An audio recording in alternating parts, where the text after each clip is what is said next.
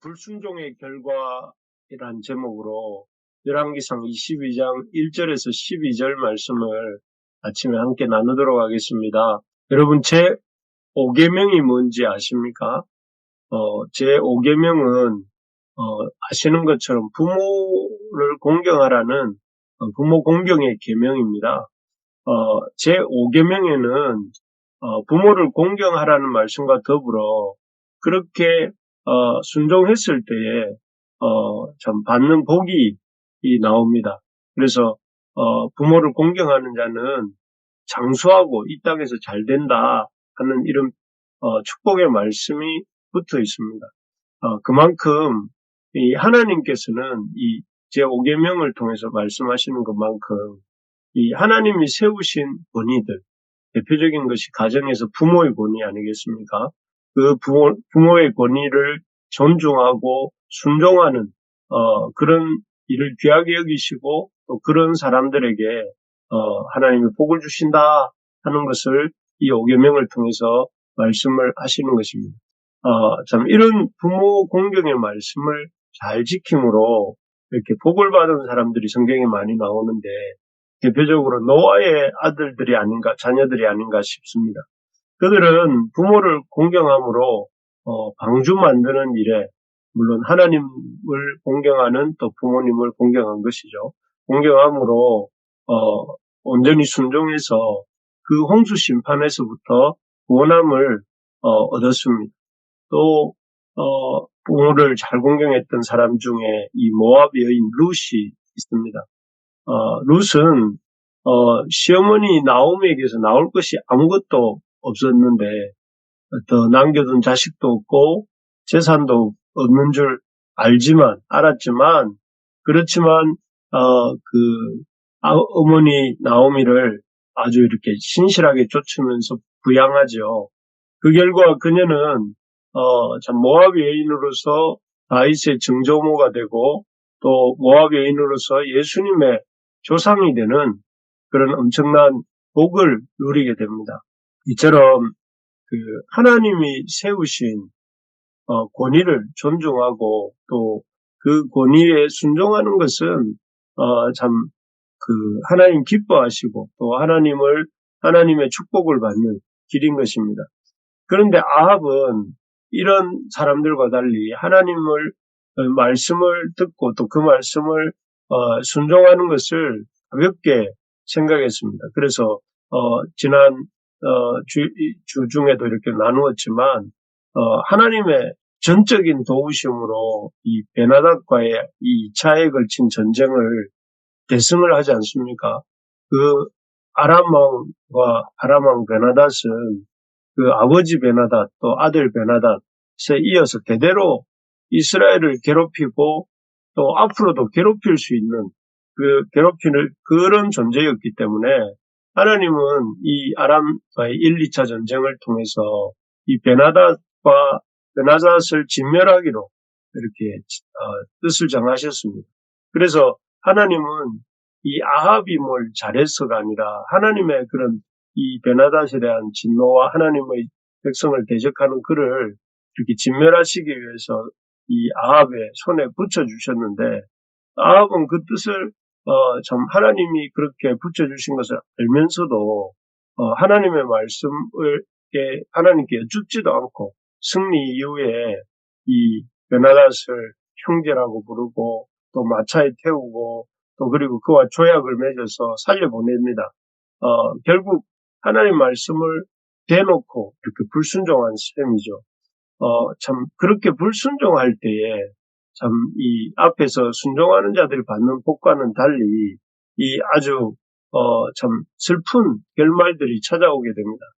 아주 비극적인 결과들이 있게 되는데 어떤 것들이 이렇게 하나님 말씀에 불순종할 때, 그 불순종할 때 찾아오는 결과인지 잠깐 살펴보기를 원합니다. 먼저는 이 불순종은 아무 열매가 없다는 것입니다. 아합이 베나닷을 진멸하려는 하나님의 뜻을 알고도 그래서 이건 내가 싸워서 이긴 것이 아니고 하나님이 우리에게 승리를 주신 거구나 하는 것을 알았습니다. 그런데도 이 베나닷을 아까도 말씀드린 것처럼 형제라고 부르면서 조약을 맺고 살려보냅니다. 그때 이제 이 베나닷이 아합의 마음을 움직인 그 말이 무엇이었냐면 자신이 돌아가게 되면 베나닷을 살려주고 그 베나닷이 자신이 고국으로 돌아가게 되면 그동안 이스라엘로부터 빼앗았던 20개의 성읍들을 돌려주겠다 이렇게 말을 했습니다. 아마 실용적인 그런 어떤 실리적인 마음으로 이런 도시들을 얻게 된다는 그런 마음으로 이렇게 베나닷을 아합이 살려준 것이 아닌가 싶습니다. 하지만 이렇게 목숨을 구하고 돌아간 베나닷은 오늘 본문에 보면 3년을 지냈더라, 1절에 3년을 지냈더라 이렇게 나오는데 3년이 지나도록 이렇게 그 약속을 지키지 않습니다. 그래서 이 3년 동안 참 그 성읍을 돌려주지 않자 그 말을 참 기억하고 있었던 아합이 이렇게 이 전쟁을 벌이는 내용이 오늘 본문입니다. 원래부터 사실 베나닷은 이 땅을 성읍들을 돌려줄 마음이 아니고 그 순간 살려고 하는 마음으로 거짓말을 한 것이었던 것이었습니다.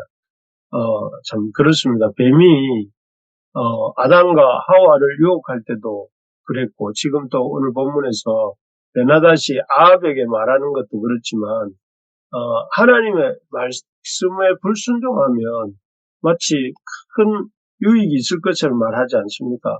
그것을 먹는 날에 눈이 밝아지고 또 그것을 먹으면 하나님과 같이 된다 이렇게 말을 합니다. 그래서 하나님 말씀을 안 들으면 놀라운 열매를 맺을 것처럼 이렇게 말을 합니다. 또 베나닷도 그 하나님 말씀을 불순종하고 자기를 살려주면 자기로부터 20개의 성읍을 이렇게 얻게 될 것처럼 이렇게 말을 합니다. 그러나 그런 어떤 말을 듣고 그 말을 따른 하나님 말씀에 불순종한 결과는 어떻습니까? 뱀이 결코 죽지 않는다 했지만 아담은 죽게 되었습니다. 하와는 죽게 되었습니다. 그리고 또 아합은 20개 성읍을 돌려받을 줄 알았지만 한 개도 돌려받지 못하게 됩니다. 참 이것이 말하는 것이 무엇입니까? 불순종하면 큰 유익이 있을 것처럼 말하지만 불순종하면 아무 유익이 없고 아무 열매가 없다 하는 것입니다. 그래서 참 진짜 지혜로운 사람은 하나님 말씀이 아무리 내 생각과 다른 것 같고 또 내 경험과 다른 것 같을지라도 순종하는 사람입니다. 그래서 하나님 말씀을 참 힘을 다해서 마음을 다해서 뜻을 다해서 그렇게 순종할 때에 하나님의 놀라운 이 복음의 하나님 말씀의 역사를 보게 된다 하는 것입니다. 요즘 우리 부르심의 가족들 마음을 이렇게 힘들게 하는 말씀이 무엇입니까?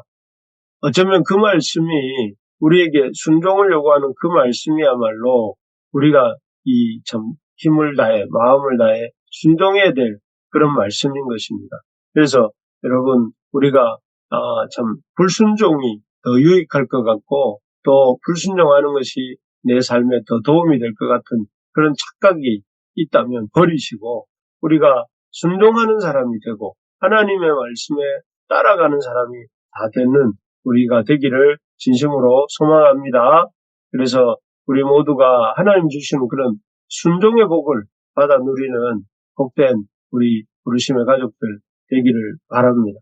두 번째로 보면 이 불순종의 첫째는 아무 유익이 없고 불순종에는 열매가 없다 하는 것입니다. 있을 것처럼 착각이 들지만 없습니다. 반면에 참 이 둘째로 또 이렇게 불순종에는 이 불순종에 편들어주는 사람이 많습니다. 이 아합 왕은 당시 이 사돈이었던 남유다의 여호사밧 왕에게 이 아람 길랏 라못을 이렇게 얻기 위한 전쟁에 참여해 함께 해주기를 요청합니다.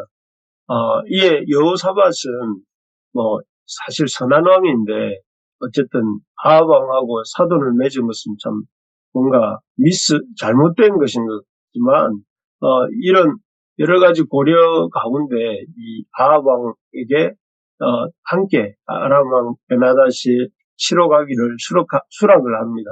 그렇게 수락을 하면서 과연 이 전쟁이 이 아람왕과의 3차 전쟁이 하나님의 뜻인지 여호와께 묻자 이렇게 제의를 합니다. 그래서 이에 아합 왕은 당시 궁중에서 일하던 400명의 궁중 선지자, 그러니까 아합의 궁에서 먹고 마시고 하면서 그 아합의 이 참 비위를 맞춰주고 있던 선지자 400명을 부르죠. 그리고 이들에게 길랏 라모스로 그 전쟁을 하러 가야 될지 말아야 할지를 묻습니다. 그런데 놀랍게도 이 선지자라고 하는 400명의 사람들이 한 사람도 빠짐없이 일제히 올라가시라고 이렇게 말을 합니다. 그렇게 왕이 올라가시면 반드시 이 길랏 라모성을 이렇게 빼앗고 또 다시 찾게 될 것이라고 합니다. 그래서 참 놀라운 확신 가운데 이들에게 그 왕과 이 아합 왕과 여호사밧에게 이렇게 응답을 한 것입니다. 그런데 이 확신에 가득한 응답은 잘못된 응답이었습니다. 나중에 이 전쟁에서 보면 아합이 이끄는 그 이스라엘과 유다 연합군이 패배를 하죠. 패배를 하고 아합 왕은 활에 맞아 죽습니다.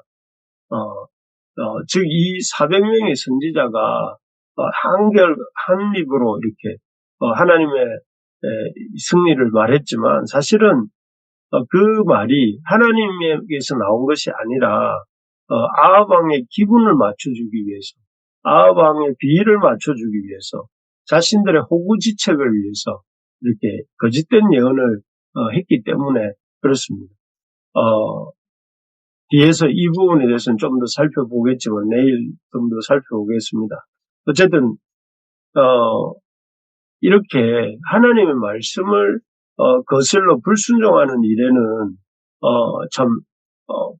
이렇게 한 입으로 400명이 한 입으로 말하는 것처럼 도와주는 사람, 불순종을 유혹하는 세력들이 있습니다. 그래서 예수님도 뭐라고 말씀하셨습니까? 예수님도 생명에 이르는 길은 좁고 협착하여 가는 사람이 적다 했습니다. 이 생명에 이르는 좁고 협착한 길은 가는 사람이 적어요. 반면에 멸망에 이르는 길은 넓고 평탄해서 가는 사람이 많다고 이렇게 말씀하셨죠. 그래서 참 우리가 순종하려고 하면 순종하고 살아가는 사람들을 보는 것은 힘듭니다. 그러나 불순종하고 자기 마음대로 사는 사람들을 보는 것은 너무나 쉽고 너무나 이렇게 많습니다.